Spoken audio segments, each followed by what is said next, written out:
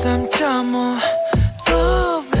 FM 돈을 이해하는 시간 정철진의 목돈연구소.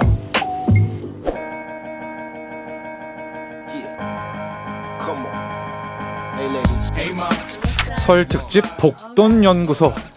네, 지금 계속해서 우리의 자녀들에게 물려주고 싶은 것들 이야기 나누고 있는데요. 이번에는 정말로 중요한 이 투자 마인드와 돈 버는 습관입니다. 이거야말로 우리 자녀에게 물려주고 싶은 위대한 유산이겠죠. 책 서민의 부자되기 습관의 저자, 서민갑부로 유명하신 분입니다. 강용수 씨와 부자 아빠 강용수 씨와 함께합니다.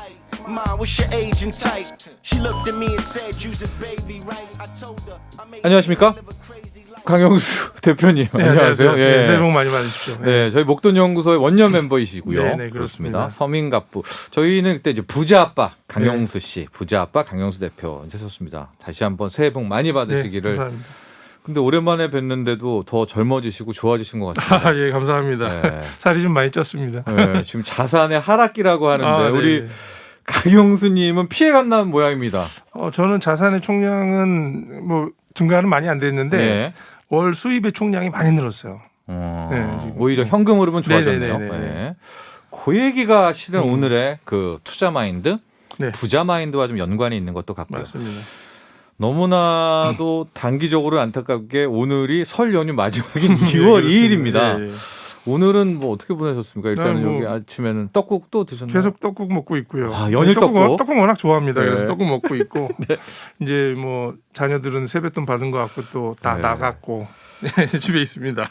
저희 원년 때부터 이 작년 때부터 들으셨던 네. 분들은 아시겠지만 부자 아빠 강용수님의 또 절약 코너가 있었잖아요. 네, 네, 대단하지 그렇습니다. 않았었습니까? 네. 이번 설 연휴도 떡국으로 계속 왜냐면 끓여놨으니까 네, 그 떡국을 먹어야 된다라는 네. 일념으로 오늘도 2월 2일 오늘도 떡국을 또 드시고 네. 오셨다. 그러니까 서민입니다. 서민의 부자되기 습관이라는 책이 지금 베스트셀러인데 새로운 책이 나왔나요? 지금 네, 출간이 이제, 됩니까? 아마 내일쯤부터 공개될 겁니다. 연휴 끝나니까. 예, 연휴 네. 끝나고 나서 네. 공개될 겁니다. 네. 어떤 내용이 그래서 어떤 책인가요? 기존 서민의 부자되기 습관은 사실은 뭐 입문서, 투자 입문서, 동기부여서 정도였었는데 예. 이번에는 수익형 투자 실천서를 좀 만들어봤습니다. 그래서 네. 예, 그렇게 지금 준비를 해서 다 내일부터 아마 출간이 예정돼 있습니다. 예. 제목도 그냥 얘기해 주셔도 네. 돼요. 그래요? 제목. 저희 원년 멤버시니까. 예, 예. 제목 말씀드리면 좀 긴데 중소기업 다니던 용수가 수익형 부동산으로 어떻게 월 7천만 원을 벌게 됐을까? 이런 얘기 되게 좀 깁니다. 이게 지금 책 제목이에요? 네네네. 좀 아. 책을 좀 길게 사실 책 제목은 제가 결정하는 건 아니고 출판사 고유권한이기 때문에 예. 뭐 이렇게 잡아왔습니다. 네. 제가 뭐 잘은 모르겠지만은 되게 파격적이고 출판사의 어떤 그런 도전 같은 네. 게 읽혀집니다. 네, 책 나오면 제가 스튜디오로 보내드리도록 하겠습니다, 소장님. 감사합니다. 중소기업 다니던 용수 음. 우리 강용수 대표인데 그 시절 이야기도 다 담겨 있습니다. 네. 저희 옛날 거 유튜브 가보시면 시교라 네. 들어가시면 다 됩니다. 네. 수익형 부동산으로 어떻게 월 7천만 원을 벌게 됐을까? 이 책이긴 하지만 오늘도 좀 관련한 내용도 함께 중간중간에 좀 들려주시면 좋을 것 같고요. 오늘은 저희가 이제 복돈연구소 특집 그러네요. 코너입니다. 가족들도 많이 듣고 있겠고요. 또 마지막 날이기 때문에 또 고향에서 올라오시는 분들도 들을 텐데 자녀들에게 물려주고 싶은 습관 중에서 실은 그렇잖아요. 고기를 낚는 방법, 고기를 줄 게 아니라 그런 얘기 네. 많이 하지 않습니까? 네. 부자 마인드, 투자 마인드, 돈 버는 습관 이런 거거든요. 네. 요즘 이제 설날에 이제 세배 하잖아요. 그러면 집안 어르신들이 덕담을 해주죠. 맞습니다. 네, 덕담은 한 두 가지로 나눠집니다. 네. 가장 많은 건 건강해라. 요게 가장 많고요. 그 다음으로 많은 거는 돈 많이 벌고 뭐 사업 잘 되라. 네. 내지는 뭐 집장만 오래 꼭 좀 해라. 뭐 이런 식의 부모님의 안타까운 덕담을 많이 해주시는데 네. 사실 방법은 가르쳐 주시진 않으세요. 건강과 돈이죠. 건강과 돈 두 가지 포커스예요. 어떻게 보면. 근데 네. 그러다 보니까 부모님들이 걱정해 주시는 부분을 제가 좀 방법을 좀 제안드리자면 네. 부자가 되는 법칙이 있으니까 네. 요걸 한번 따라해 보시면 어떨까. 뭐죠? 그러니까 지출보다 소득이 많아지면 부자가 될 수 있거든요. 아주 간단합니다. 그러니까 이제 딱 그 네. 덕담할 때 세배했습니다. 그럴 때 이제 건강해라, 뭐 돈 많이 벌어라 할 게 아니라 지출보다 소득이 더 많아라. 네, 그렇게 되면 부자가 될 수 있습니다. 이게 맞기는 그렇게 한데 좀 너무 간단하다. 네. 지출보다 소득이 많아라. 그렇죠. 예, 예. 좀 간단하게 말씀드렸는데 좀 길게 네. 부연 설명을 좀 하자면 그 소득이 예. 근로소득은 아니고요. 음. 자산에서 나오는 소득이 지출을 증가하면 예. 부자가 될 수 있는 첫걸음이 시작됐다고 보시면 돼요. 음. 그래서 우리가 생각하는 부자들은 예. 자산의 총량을 얘기하는 경우가 많아요. 내가 뭐 10억 있다, 20억 있다. 뭐 몇백억짜리 건물. 그렇죠. 예, 그 예. 있고 뭐 부채 빼면 뭐 30억 자산가다. 예. 뭐 여러씩 얘기하는데 그 총량으로 부자가 됐다라고 얘기할 수는 없어요. 제 기준에서는. 결국은 내가 거기서 얼마의 현금 흐름을 발생하고 있느냐가 중요한 거지. 예. 그래서 자산이 많다고 해서 종부세 많이 내고 세금 많이 내는 거지. 자산 실질적으로- 가격 변동하잖아요. 예, 그렇죠. 예. 근데 그걸 가지고 내가 부자가 됐으니까 샴페인을 터뜨릴 수도 없는 거고 음. 중요한 거는 은퇴할 수 없는 거예요. 자산이 많다고 해서. 예. 우리가 갖고 있는 자산들은 다 차익형 자산이기 때문에 예. 은퇴의 기준이 될 수가 없어요. 매달 고정된 안정된 수득이 호익이 들어왔을 때 은퇴가 가능한 건데 자산 가치는 올랐어요. 그럼 팔았어요. 네. 팔아서 그 돈을 갖고 쓴다면 모르겠는데 계속 재투자한다는 거죠. 예. 그래서 문제가 있는 거예요. 자, 이게 되게 간단한데도 너무나도 중요한 건데요. 네네. 지출보다 음. 소득이 많아라라는데 네. 이때 소득은 근로소득은 기본인 네네. 것이고 지금 강용수 대표 우리 원년 멤버 부자 아빠 강용수 씨가 말하는 것은 현금 파이프라인 그렇죠. 네, 예. 맞습니다. 네. 그 자산에서 현금이 창출되게 만들어라는 것 아니겠습니까? 네, 맞습니다. 하고 모든 부자들 중에 우리가 하는 착각은 자산 가치가 많은 게 부자가 아니다. 따박따박 들어오는 그 현금 파이프라인이 안정적이고 그 그렇죠. 양이 많으냐가 부자다. 네. 그래서 지금 갖고 계신 자산들을 한번 생각해 보시면 예. 내 자산이 지금 이 명절이잖아요. 네. 3일 4일간의 명절인데 예. 명절 동안에 일을 하고 있느냐는 거예요. 예. 아니면 지출을 하고 있는지 예. 아니면 그냥 잠을 자고 있는지 음. 이걸 생각해 보시면 내 투자 자산이 어떤 것인지를 알 수 있겠죠. 예. 그러니까 내가 지금 쉬고 있는 3일의 연휴 동안에 예. 이 자산은 일을 하고 있어야 돼요. 이 시간 이 그렇죠. 휴일에도 지금 휴일에 예, 예, 예. 내가 자고 있을 때 일해야 되거든요. 예. 근데 그렇지 않고 그냥 뭐 쉬고 있다든지 아니면 지출, 우리 재산세라든지 종부세가 나가고 있다면 오히려 마이너스라면 마이너스 나고 예. 있는 거죠. 그럼 오히려 자산보다는 물론 자산입니다만은 지출이 있는 자산이죠. 가령 금괴 같은 것도 네네. 그것도 지금 그냥 그냥 아무것도 안 하고 있는 거죠. 잠자고 잠자고 있잖아요. 있는 거죠. 그러니까 잠자고 있는 그래서 뭐 대한투자의 비중은 네네. 10%로 해라 뭐 그렇게 나오는 그렇죠. 건가 봐요. 맞습니다. 그렇죠. 네. 예. 그러면 자산이 움직여서 지금도 계속 그 현금을 파이프라인 끌어올리려면 네. 뭐 어떻게 해야 됩니까? 일단은 지금 있는 자산을 분석하셔야 돼요. 그래서 내가 갖고 있는 자산이 과연 차익형 투자 자산인지 수익형 투자 자산인지를 분석하셔야 되는데 네. 쉽게 생각해 볼 수 있어요. 투자를 하고 나서 네. 팔았을 때 이익이 생기는 거냐 아니면 투자를 하고 나서 바로 수익이 될 수 있는 거냐 그 차이거든요. 그래서 네. 제가 투자를 할 때 보면은 투자하는 순간 나한테 수익을 안겨줄 수 있는 거, 다음 달부터 네. 안겨줄 수 있는 거는 수익형 자산이거든요. 수익형 자산. 그게 크건 작건 그건 중요치 않아요. 근데 어쨌든 나한테 수익이 안겨주는 녀석, 수익의 파이프라인을 만들 수 있는 녀석이 있어야 네. 진짜 은퇴할 수 있어요. 차익형은 사서 이게 오를 걸 기다리는 네, 그렇죠. 거죠. 그러니까 일회용 투자라고 보시면 돼요. 그러니까 투자를 했어요. 근데 그거를 올라서 네. 팔면 차익이 생기죠. 예. 이익이 생기는데 내리면 손해가 나겠죠. 예. 그러니까 그런 기준은 부자가 될 수 있는 길이 아닌데 왜 리스크도 그러냐면은 있네요. 네. 리스크도 있지만 네. 시간이 정해져 있지 않아요. 예. 중요한 건 우리는 인생을 평생 사는 게 아니거든. 한 인생을 네. 뭐 30년, 50년 남아 있는 인생인데 더 살 수 있죠. 50년 넘게 살 수 네, 있습니다. 네. 사는데 네. 사는 시간은 정해져 있는데 내가 투자를 하고 나서 기다려야 되는 시간.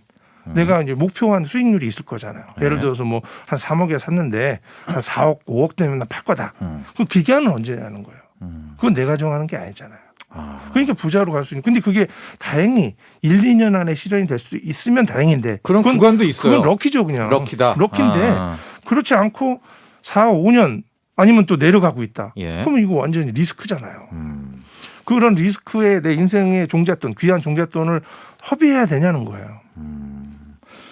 자, 물론 청취자- 다 주식을 다 그렇게 살고 있지 않지만 네. 제 기준은 그렇습니다. 예. 청취자 여러분들, 우리 자녀들에게 이 개념은 정말 차익형 자산과 수익형 자산이 있다. 네. 그런데 너네들은 수익형 자산이 많아야 부자가 될 수 있는 거다. 그렇죠. 그렇죠. 뭘 사서 그게 오를 때까지 기다리는 거는 수동형이 되는 거잖아요. 그렇죠. 위험도 많고. 그러나 수익형 자산을 하면 계속해서 수익이 현금이 창출되니까 네. 그런 것들이 쌓여서 부자가 될 수 있다라는 네. 이 개념을 어릴 때 좀 잡아두면 좋을 것 같은데 그렇죠. 여기서 다음 질문.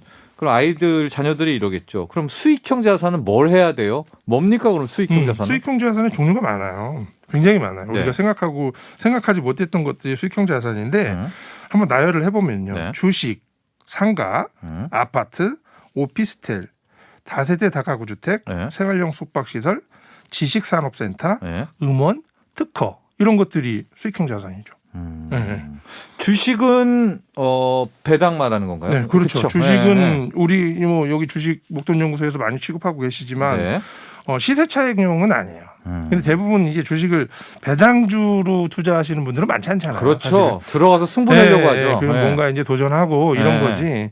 그러다 보니까 여기서 주식을 적었지만 실질적으로 그렇게 하시는 분 많지 않고 간혹 네. 좀 연세가 있으신 분들은 해외 배당주, 배당 월 ETF. 배당, 분기 배당 이런 거 있잖아요. 분기 배당 있죠. 그런 네. 녀석들을 투자해서 좀 포트폴리오를 나눠 갖고 계신 분들은 좀 있더라고요. 아주 현명한 투자입니다. 아파트는 차익형이냐요? 가요? 수익형인가요? 그러니까 아파트도 그 네. 막 아파트 값이 올라가는 게 아니라 그렇죠. 뭔가 수익으로 그러니까. 형으로 돌려야 되는 그런 거죠. 월세입니까? 아파트 같은 경우도 투자를 할 때 우리는 시세 차익을 보고 투자를 하잖아요. 대부분. 뭐 오를 걸 네, 사잖아요. 네. 근데 저 같은 경우는 저도 오를 걸 사죠. 당연히 오를 걸 사는데 먼저 생각하는 게 있어요. 네. 투자 대비 얼마의 수익이 나오느냐. 네. 월세를 보는 거죠. 네.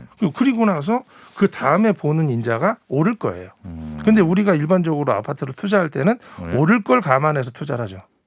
내리면 그렇죠. 아무도 안 사잖아요. 네. 근데 저는 내릴 때 더 좋아요. 내릴 때는 월세를 더 많이 받아서 수익률이 높아지잖아요. 네. 내렸으니까. 네. 그럴 때 저 주로 많이 사요, 아파트를.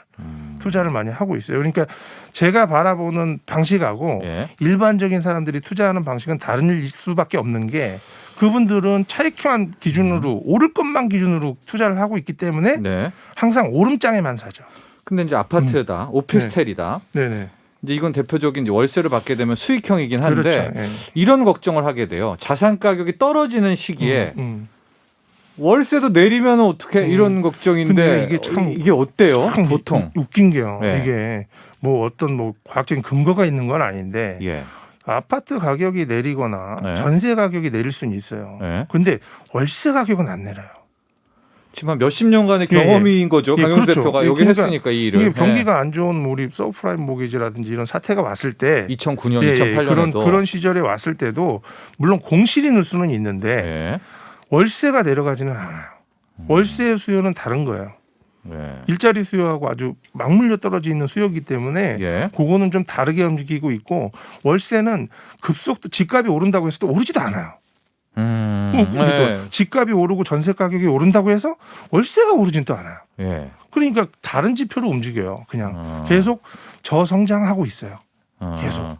그러니까 어떤 일정의 어떤 수익률을 유지하는 거네요. 그렇죠. 자산 가격 그러다 대비. 보니까 예. 실질적으로 자산의 가치가 내려가면 수익률이 높은 것처럼 보이는 거고 그다음에 자산의 가치가 올라가면 수익률이 나쁜 것처럼 보이는 거예요. 예. 지금처럼 집값이 많이 오르는 시기, 지금 이제 많이 오르고 이제 유지되고 있는 상황인데 예. 이런 시기에는 수익형 자산들이 수익률이 낮은 것처럼 보이죠. 그 떨어질 것 네, 같은데 월세도. 근데 월세가 안 떨어져요. 지금 강용수 대표가 아파트 또 네네. 원룸 다세대 다가구 오피스텔 또 생활형 숙박시설 네. 상가 이제 이렇게 네네. 다양하게 예. 이제 투자를 하고 여기서 현금 흐름이 나오고 있는데 상가는 그거 어떻습니까? 상가도 월세가 이 경기가 나빠지면은 예. 상가는 떨어져요. 어때요? 상가는 완전히 좀 직격탄이에요. 상가는 좀 상가가 직격탄이에요. 그쵸, 비례되죠. 네, 비례돼요. 그래서 아파트 같은 경우는 아파트 가격이 내려간다고 해서 월세 가격이 내려가지 않는다고 말씀드렸잖아요. 예. 그리고 거주는 전세가하고도 틀리게 약간 움직여요. 그러니까 네네. 아파트 가격이 막 오른다고 해서 전세가가 바로 따라서 막 비례적으로 오르진 않는데 상가의 경우는 그렇지 않은 게 거의 4% 수익을 기준으로 예. 전국 평균으로 봤을 때 4% 기준으로 월세가 올라가면 상가의 가치가 올라가는 거고요. 네. 월세가 반토막 났다. 예. 그럼 내 상가의 가치가 반토막 난 거예요. 또 상가는 공실이랄 또 있잖아요. 그러니까 예. 예, 공실 리스크가 많고 그래서 굉장히 조심해서 투자하셔야 돼요. 그러면 강용수 대표가 지금 주목하고 있는 수익형 자산의 메인 테마 네. 1인 가구라고 앞서 말씀을 해주셨는데 네네네. 이거는 어떤 연관성이 있는 건가요? 저는 지금 인구가 우리나라 감소하고 있잖아요. 네. 감소하고 있고 지방에가 인구가 감소하는데 수도권은 인구가 증가하고 있어요. 네. 네, 그렇죠. 네. 그런데 웃긴 데이터가 있어요. 세대 수는 계속 늘어나고 있어요. 네. 세대 수가. 네. 그렇다는 얘기는 인구는 안 늘었는데 세대 수가 는다는 얘기는 뭐예요? 분리된다는 얘기예요. 결국은. 1인 가구가 이제 1인 2인 가구로 1인, 분리된다는 1인, 얘기예요. 네. 그래서 1인 2인 가구가 이제 60%에서 70%로 올라가고 있어요. 네. 그러면 우리나라에 사는 사람 중에 70% 60%는 혼자 살거나 둘이 사는 거예요. 그런데 지금 지금 정책은 어떤가요? 아파트 짓기를 원하잖아요. 네. 수도권에. 네. 그리고 우리 국민들도 아파트 져달라고 난리잖아요. 예. 집값이 오른 이유는 공급이다. 네. 그래서 아파트를 져주길 원하고 있는데 계획도 예. 수립했고. 근데 그게 맞는 정책인지는 한번 생각해 봐야 되는 거예요. 근데 왜 이 사람들이 소외되고 있냐. 1인 2인 가구의 주택이 필요한데 네. 그게 왜 빨리 공급이 안 되냐는 거는 제가 보기엔 그래요.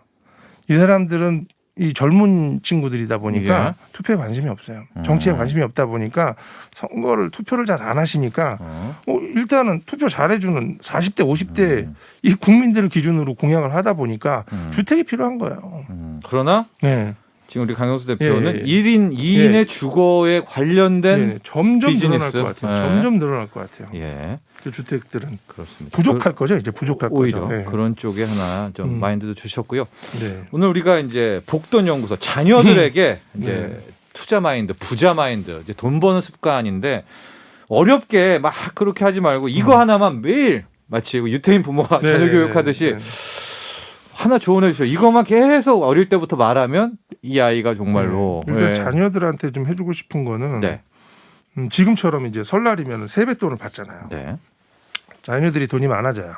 그러니까 뭐 형제가 많은 뭐 친척이 많은 사람들은 뭐 수십만 원도 받잖아요. 네. 평상시에 만져보지 못한 돈이 생기면 네. 그 친구들은 보름 안에 다 씁니다. 그렇죠.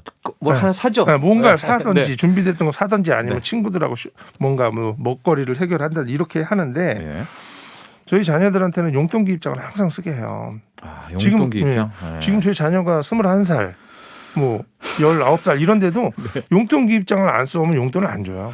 근데 그걸 말을 잘 듣나요? 쓰라고 해도 안 쓰면 어떡해요? 너무 어렸을 네. 때부터 썼기 때문에 그거를 안 지키지 않아요. 그러니까 그런 거예요. 우리 안 쓰던데. 코끼리를 네. 코끼리를 길들이기 위해서 어렸을 때부터 이게 다리에다 묶어 놓으면 네. 나무에다 이렇게 발을 묶어 놓으면 네. 어른이 돼서도 성인이 된 코끼리도 발을 묶어 놔도 끊고 나갈 수 있지만 그냥 기다리고 있는다 그러잖아요. 코끼리가. 네. 똑같은 거예요. 저희 자녀도 저한테 길들여져서 뭐 항상 용돈기 입장을 쓰고 부족한 용돈이 이제는 한 가지 업그레이드해서 그 친구들이 네. 용돈이 부족하다. 네. 아빠 인상을 많이 해줘야 되겠다. 이렇게 했을 경우에 제가 이제 컸으니까 네. 뭐 설거지를 한다든지 아니면 뭐 정원에 뭐 낙엽을 주기적으로 긁는다든지 이런 걸 함으로 인해서 제가 용돈을 인상해주는 인센티브적인 용돈을 주고 있어요. 아, 결국은 이건데 이거 진짜 어릴 때 해야 되겠다. 중요한 거는 이거예요. 내가 부자지 네. 내 자녀가 부자는 아니거든요. 그게 중요한 게 내가 아빠가 부자인 거지 네. 내 밑에 있는 너의 자녀는 아빠가 부양하는 거지만 너가 부자는 아니다. 네가 부자처럼 행동해서는 안 된다라는 거를 알려주는 거죠. 계속해서요. 크게 두 가지네요. 오늘의 결론은 첫 번째로는 우리가 잘못 알고 있는 부자에 대한 개념. 네. 그렇죠. 차익형 자산이 막 네. 올라가서 그게 부자가 예. 아니라 월 따박따박 네, 그렇죠. 여기 파이프라인, 현금 파이프라인이 많은 것이 부자다.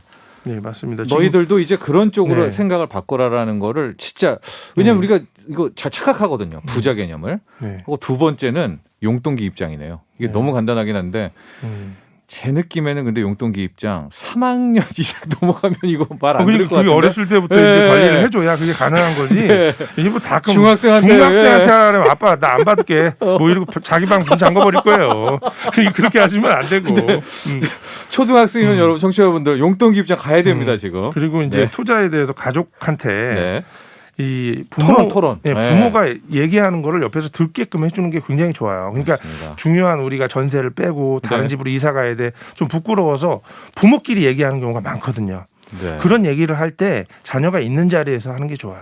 그래서 왜 우리가 전세를 네. 옮겨야 되고 네. 지금 집값이 왜 오르고 있는지 네. 월세는 뭔지 이런 거에 맞습니다. 대한 거를 알아야 돼요. 아빠가 이 종목에 투자해서 네네. 얼마 잃었다. 예, 지금 그렇죠. 수익이 얼마다. 네. 이런 네. 거를 다 그럼요. 공유해라. 네, 그렇죠.